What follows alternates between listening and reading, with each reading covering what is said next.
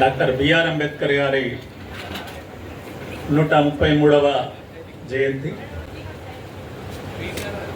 1891లో వారు జన్మించారు. ఆ మహనీయుని జయంతి ఘనంగా నిర్వహించాలని చెప్పి ఈ వాడ అంబేద్కర్ సంఘం ఈ బాబు క్యాంప్ వాడ అంబేద్కర్ సంఘం పెద్ద ఎత్తున నిర్వహిస్తున్నారు. ఆ నిర్వాహకులందరికీ పేరు పేరున అభినందనలు తెలియజేస్తున్నాను.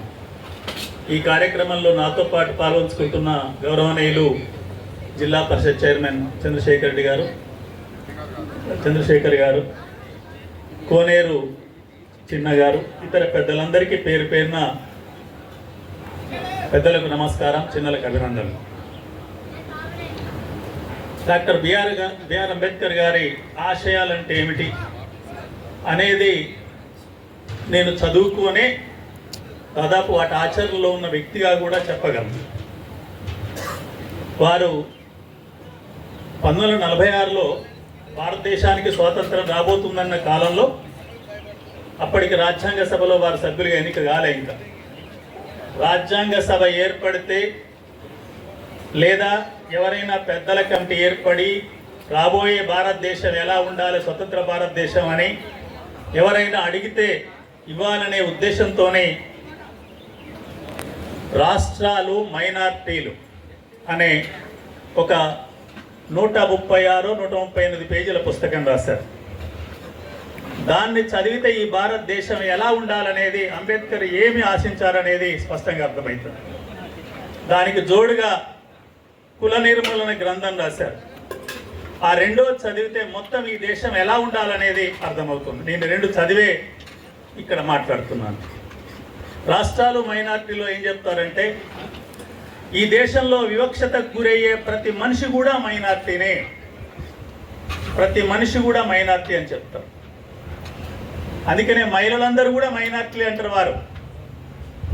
అందుకే ఈ దేశంలో కులం ఉండడానికి, సామాజిక అంతరాలు ఉండడానికి కారణం ఈ దేశంలో భూమి కేంద్రీకృతం కావటం, భూమి కొద్దిమంది చేతిలో ఉండటం, ఆ భూమి కానీ పరిశ్రమలు కానీ తప్పనిసరిగా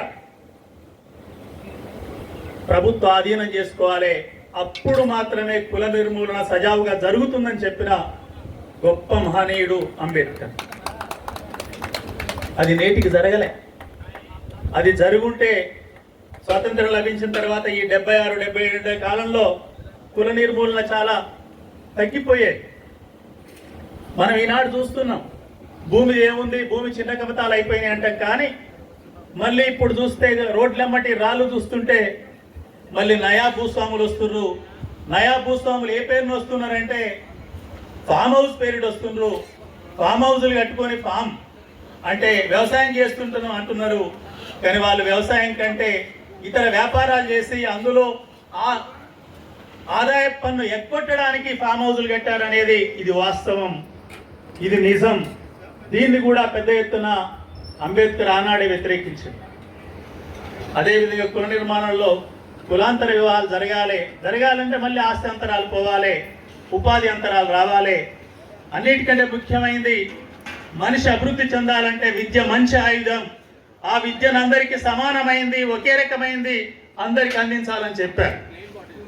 వారి కాలంలో ఆ ఇబ్బంది ఏం జరగలే, అన్ని ప్రభుత్వ రంగంలోనే విద్య అందింది. కానీ నేడు అన్ని వర్గాల ప్రజలు, దిగువ స్థాయిలో ఉన్న దళితులతో సహా బడికి పోయి చదువుకోవాలనే కాలం వచ్చేవరకి ఎందుకు ఒకనాడు ఉస్మానియా యూనివర్సిటీ అందరికీ చదువులు చెప్పి గొప్పగా ఉన్నది, ఎందుకు ఇవాళ ఉస్మానియా యూనివర్సిటీ, కాకతీయ యూనివర్సిటీ, ఇతర యూనివర్సిటీలు, ప్రభుత్వ యూనివర్సిటీలు ఆదరణకు కోల్పోతున్నాయి, వాటిని ఆదరిస్తలేరు. ప్రభుత్వ బళ్ళు ఎందుకు ఆదరణ కోల్పోతున్నాయి, ప్రభుత్వ బళ్ళను ఎందుకు పట్టించుకుంటలేరు అంటే ఆ బళ్ళకి ఎవరు పోతున్నారో మనకు తెలియంది కాదు. కాబట్టి విద్య వైద్యమైన ప్రభుత్వ రంగంలో ఉండి అందరికి సమానంగా అందినప్పుడు మాత్రమే అంబేద్కర్ ఆశయాన్ని సాధించడం సాధ్యమవుతుంది. ఈ దేశంలో కానీ రాష్ట్రంలో కానీ అందుకు కట్టుబడి ఉన్న వ్యక్తిగా, ఉపాధ్యాయులు ఎన్నుకున్న శాసనమండలి సభ్యునిగా నా సమయాన్ని కానీ, నా కర్తవ్యాన్ని కానీ, నాకు ఎక్కడ అవకాశం వచ్చినా, ఇక్కడ జిల్లా పరిషత్తులో కూడా నన్ను కోఆప్షన్ సభ్యుడిగా తీసుకున్నారు.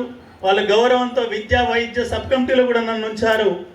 నాకు సమయం ఉన్నప్పుడు వస్తున్న విద్యా వైద్య సబ్ కమిటీలో బ్రహ్మాండంగా ఏమేమి అవకాశాలు ఉన్నాయి, విద్యలో ఎట్లా అభివృద్ధి చేయాలనేది వాటిని రివ్యూ చేయటంలో ముందుంటున్నాను.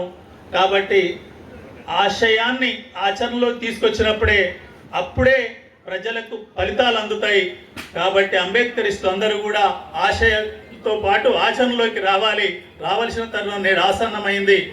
ఇంకా మనం ఆలస్యం చేస్తే ఈ దేశం మళ్ళీ, ఈ రాజ్యాంగం మళ్ళీ మన చేతిలో ఉండే పరిస్థితి కనిపించటం లేదు. అందుకు సమాయత్తం కావాలని చెప్పి అంబేద్కర్ గారి జయంతి సందర్భంగా అందరినీ కోరుతూ అందుకు నేను సిద్ధ